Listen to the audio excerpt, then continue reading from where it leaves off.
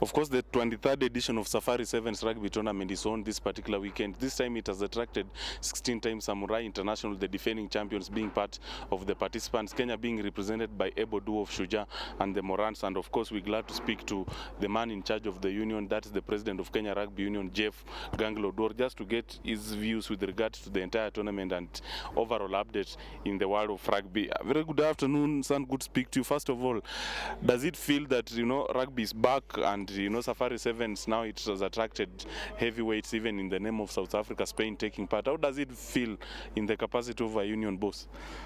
Thank you very much, Wasike.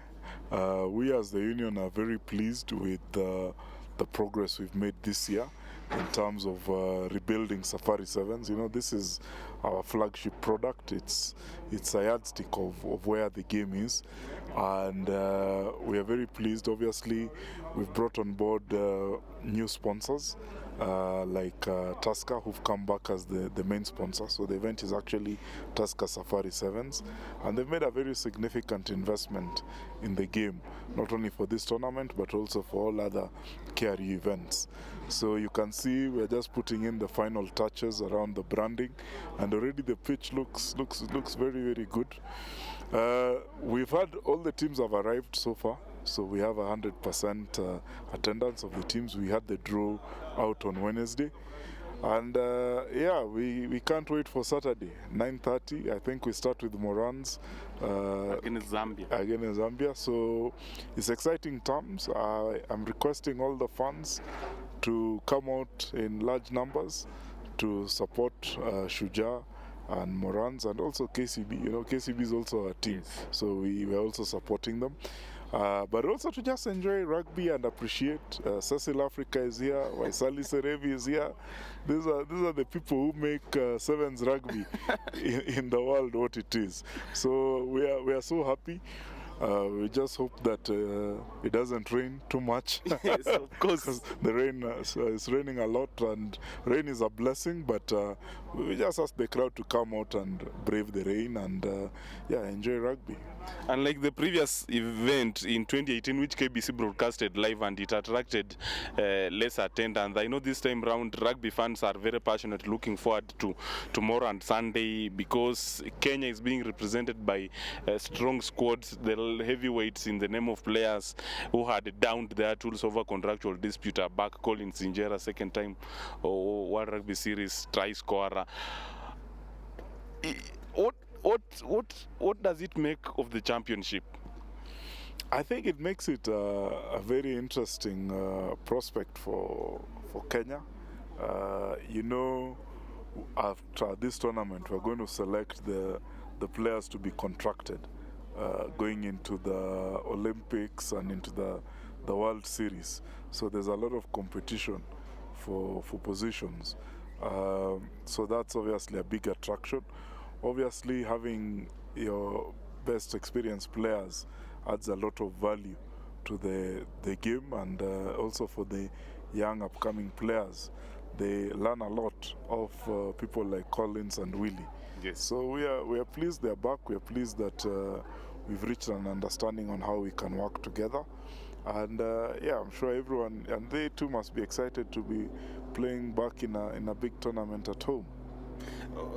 Colin Sinjera, in one of the interviews with one of the leading local publications, indicated that this will be a grand rehearsal for, qualification to 2020 Olympics.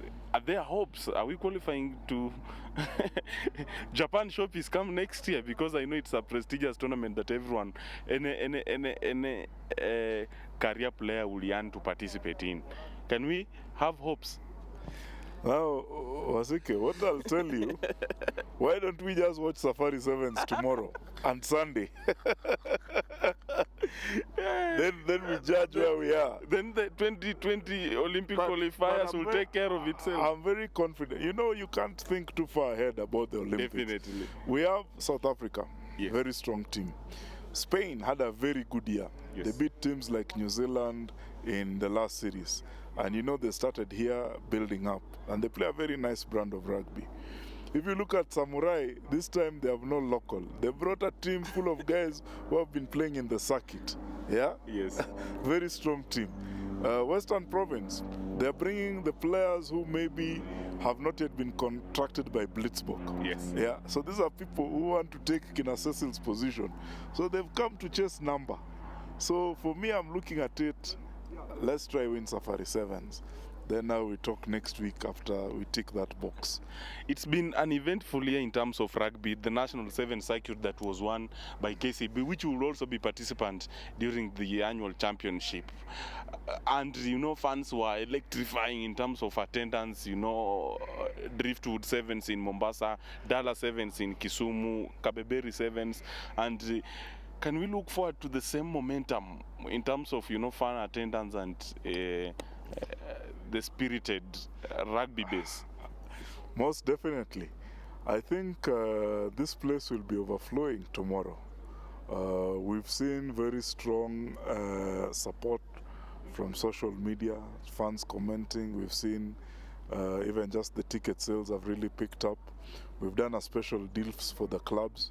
So all the KRU, we want the players to come in at a steeply discounted rate, because when they see people like Cecil and they see people from all these other international teams, that's where our local players have to aspire to be.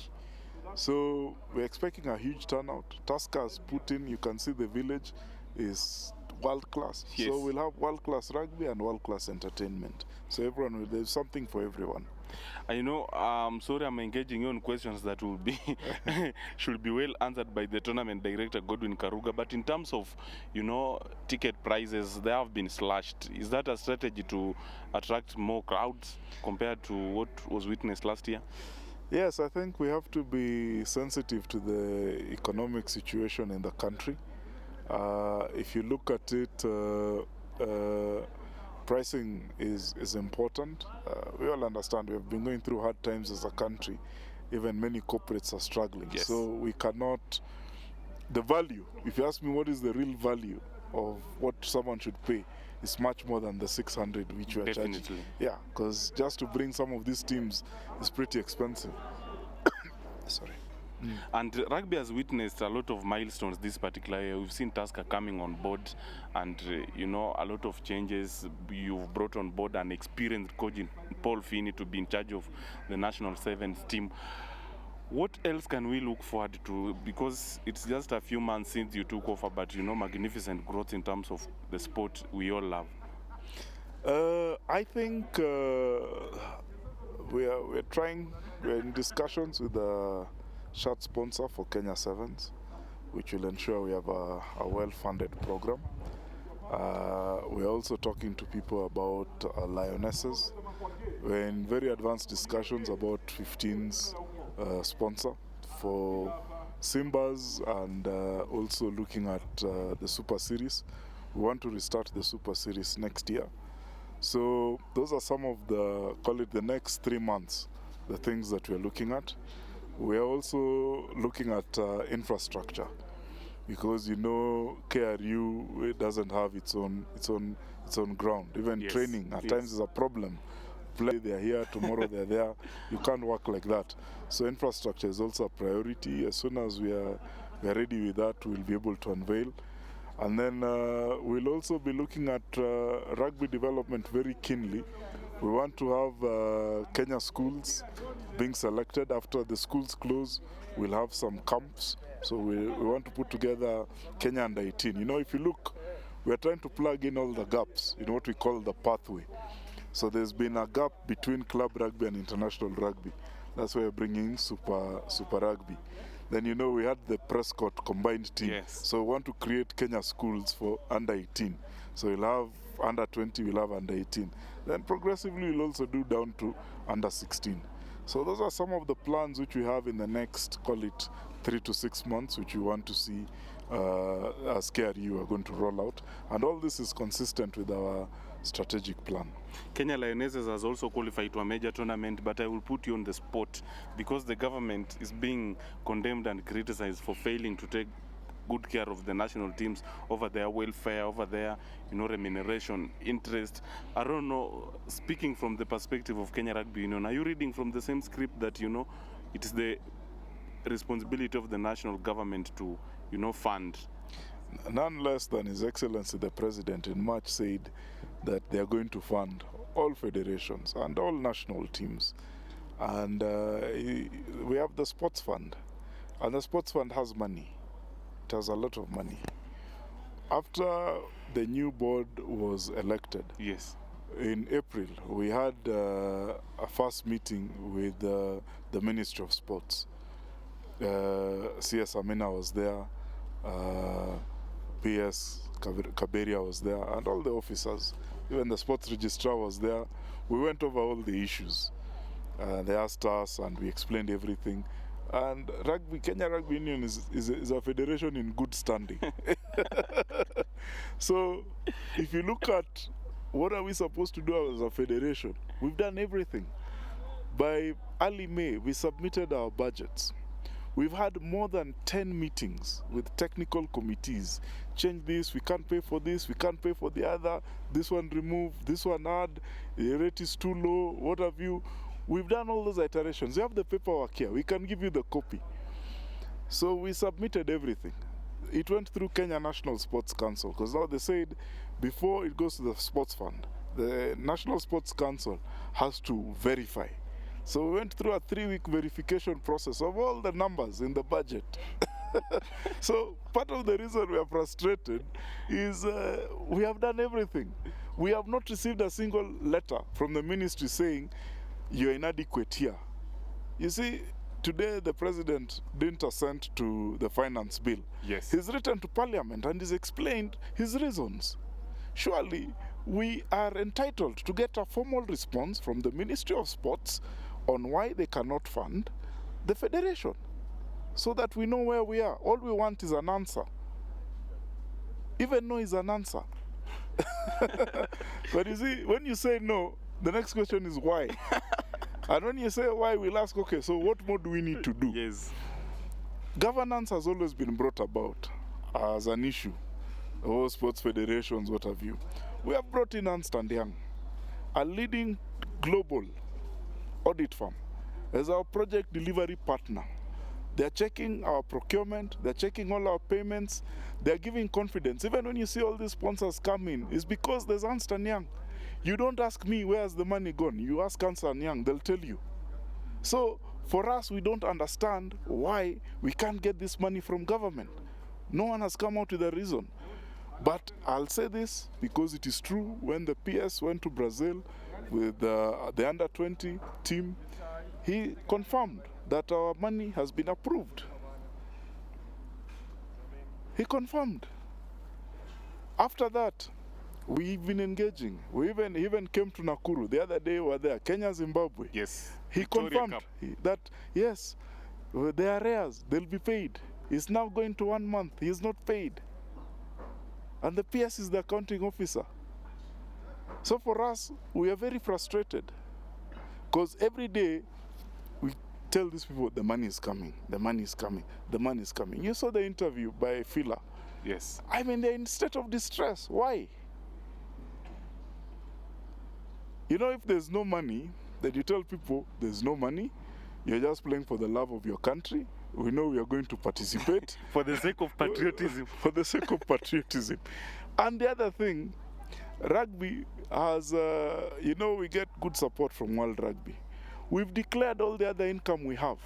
We've never asked the government for tickets other than for, say, extra management. And that's why even Lionesses is able to go on these trips, because we get tickets from World Rugby. Yeah? And So- maybe finally, But I'm very- your it's- thoughts with regards to, you know, several federations crying foul over financial sponsorship. I know corporates, some of them due to their failure to read from the same script with the government over taxation. We've seen a few betting firms exiting the funding of sporting activities in the country. But do you think that aside, corporate confidence is also key if an institution has to come on board to support sports in Kenya? Yes, I don't think government can fund everything. Yes. It's not possible. We also have to be realistic, and there's also a commercial component to the funding of sports. And if you look at this event, this is going to be a fantastic event, but there's no government money which has been put no into government input. There's no government money here. This is all corporate sector. But corporates may not fund everything. Yes. And remember, the government is very clear. They are funding the national teams. When Kenya gets to the final of any World Series event, they play the anthem of this country. True. Not a rugby anthem or a rugby song. They play the national anthem of Kenya. The whole world listens. So when that team plays out there, it's playing for Kenya. So Kenya has an obligation to fund its team. It's better they even tell us, rugby, maybe your needs are 300 or 400 million. We'll give you 50. Now you decide what you're going to do. With what you've been given. With what you've been given. Why can't they come out and say, we'll give you 50? Yeah. Then we'll also look, other federations are getting a lot more. So we'll also be curious to understand why. Always a pleasure speaking to you, but before I let you go, your parting shot in terms of the expectation for the weekend's championship. I know you will be here and cheering the Kenyan teams. I don't know which one specifically, but whichever. I'm supporting 3 teams, Shujaa, Morans, KCB. Yeah, and I want all of them to do well. Remember, there are players playing in KCB who have not been selected for Shujaa. But they may make us... It's a platform for someone to showcase what he's capable of doing. It is the platform for them to earn the right to get a contract going forward and to go to Olympics. There are some very good young promising players in KCB. I've also seen there's a team, the Red Whalers, who have taken a couple of young Kenyan guest players. Yes. I'm keen on the players because for me, as where I sit as the chairman, all I want is for Kenya Rugby to do well. I'm not too worried about who plays, who's selected, who's not selected. I just want to ensure we have the best. And the best place to choose is in a competitive tournament so that everyone sees. Kiwanja iko wazi. Kiwanja iko wazi. Those are the final words and parting shot of Kenya Rugby Union President Jeff Gangla Oduor speaking exclusively at the RFUA grounds ahead of the weekend's championship, 23rd edition of Safari Sevens Rugby Tournament happening, and in 2019 having attracted several heavyweights in the name of Spain, South Africa also taking part. Always a pleasure talking to you, sir. Thank you for your time. All the best. Thank you very much, Bwana Wasike. And we look forward to tomorrow. I'm sure there'll be a lot of Kenyans here supporting the teams and having a great time. Thank you.